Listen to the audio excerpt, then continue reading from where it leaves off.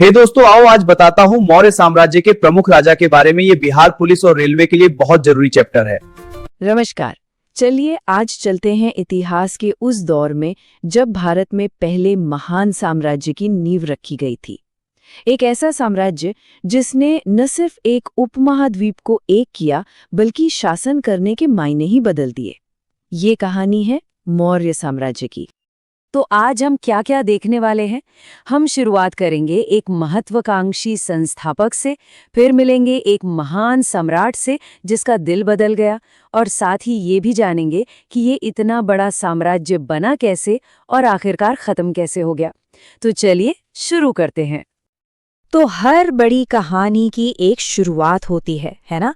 मौर्य साम्राज्य की कहानी भी शुरू होती है इसके बहुत ही साहसी और दूर की सोचने वाले संस्थापक चंद्रगुप्त मौर्य से। तो आखिर कौन थे चंद्रगुप्त? देखिए, एक बहुत ही दिलचस्प बात यह है कि ग्रीक इतिहासकारों ने उन्हें सैंड्रोकोटस नाम दिया था और सदियों तक किसी को पता ही नहीं था कि वो चंद्रगुप्त की ही बात कर रहे हैं। ये तो बहुत बाद में विलियम जोन्स ने इस पहेली को सुलझाया। 322 ईसा पूर्व में उनका सिंहासन पर बैठना भारतीय इतिहास का एक टर्निंग पॉइंट था। कहते हैं ना, हर कामयाब राजा के पीछे एक तेज दिमाग होता है। चंद्रगुप्त के लिए वो थे चाणक्य। उन्होंने ही चंद्रगुप्त की मदद की और उनके प्रधानमंत्री बने, और उनका लिखा ग्रंथ अर्थशास्त्र, अरे वो तो आज भी राजनीति और कूटनीति की दुनिया में एक मिसाल है। अब देखिए, जब साम्राज्य फैलता है तो टकराव तो होता ही है। सामना हुआ सिकंदर के सेनापति सेल्यूकस निकेटर से, लेकिन ये लड़ाई एक जबरदस्त जीत में बदली और फिर एक शादी के रिश्ते में भी, जिससे मौर्य साम्राज्य की पश्चिमी सीमाएं एकदम महफूज हो गईं। उस जमाने में मौर्यों की राजधानी पाटलिपुत्र कैसी दिखती थी, इसका अंदाजा हमें ग्रीक राजदूत मेगस्थनीज की किताब इंडिका से लगता है। सोचिए, 570 टावर और 64 गेट वाला एक शहर। और ये देखिए कूटनीति का कमाल। लड़ाई जीतने के बाद चंद्रगुप्त ने सेल्यूकस को 500 हाथी तोहफे में दिए। ये उस जमाने के टैंक हुआ करते थे। ये तोहफा दोस्ती भी थी और ताकत का प्रदर्शन भी। तो चंद्रगुप्त के बाद कहानी आगे बढ़ती है उनके बेटे बिंदुसार के साथ। चलिए देखते हैं कि इस विशाल विरासत को उन्होंने कैसे संभाला। बिंदुसार ने अपने पिता की बनाई नींव पर साम्राज्य को और मजबूत किया। उन्हें एक उपाधि मिली थी, अमित्रघात, मतलब दुश्मनों का नाश करने वाला।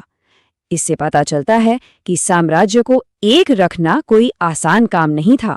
और हाँ, उन्होंने आजीवक संप्रदाय को अपनाया जो उनके पिता और बेटे के धर्म से अलग था। और अब आते हैं मौर्य वंश के सबसे बड़े, सबसे मशहूर नाम पर, एक ऐसा शासक जिसके एक फैसले ने पूरे उपमहाद्वीप का इतिहास हमेशा के लिए बदल दिया, अशोक। सम्राट बनने से पहले अशोक अवंती के गवर्नर थे। एक मजेदार बात यह है कि उनका असली नाम अशोक हमें सिर्फ कुछ ही शिलालेखों में मिलता है।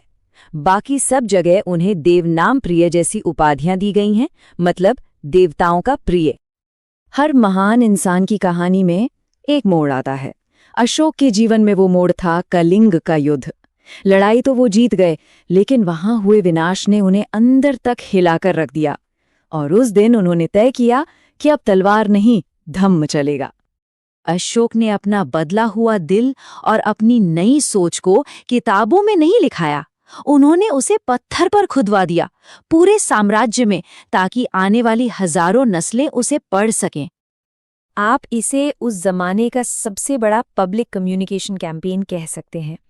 अशोक ने ये संदेश सिर्फ एक भाषा या लिपि में नहीं, बल्कि ब्राह्मी, खरोष्टी, यहाँ तक कि ग्रीक और अरामाइक में भी लिखवाए, ताकि उनके साम्राज्य का हर नागरिक इसे समझ सके। तो इन शुरुआती शिलालेखों को देखें तो एक पूरी नई सोच दिखती है। जानवरों की बलि पर रोक, इंसानों और जानवरों दोनों के लिए अस्पताल, युद्ध के नगाड़े की जगह नैतिकता की आवाज। ये उस जमाने के हिसाब से बहुत ही क्रांतिकारी विचार थे। और ये सिलसिला आगे भी जारी रहता है। फिजूल के रीति रिवाजों की निंदा, सभी धर्मों के प्रति सम्मान की अपील। लेकिन जो 13वां शिलालेख है वो वाकई दिल को छू जाता है। इसमें अशोक खुद कलिंग युद्ध के बाद अपने अफसोस और दुख को बयान करते हैं। तो बौद्ध भिक्षु उपगुप्त से दीक्षा लेने के बाद अशोक सिर्फ एक राजा नहीं रहे, बल्कि एक मिशन पर निकल पड़े।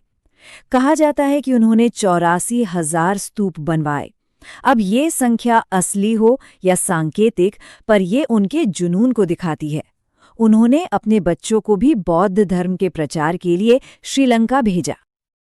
अब सवाल ये उठता है कि इतना बड़ा, इतना फैला हुआ साम्राज्य आखिर चलता कैसे था? चलिए मौर्यों की एडमिनिस्ट्रेटिव मशीनरी पर एक नजर डालते हैं। इसे समझने के लिए एक पिरामिड की तरह सोचिए। सबसे ऊपर सम्राट, फिर उसके नीचे प्रांत, फिर जिले, नगर और सबसे आखिर में गांव। हर लेवल पर एक अधिकारी था जिसकी अपनी जिम्मेदारियां तय थी। एक बहुत ही मुनज़्ज़म निजाम था ये।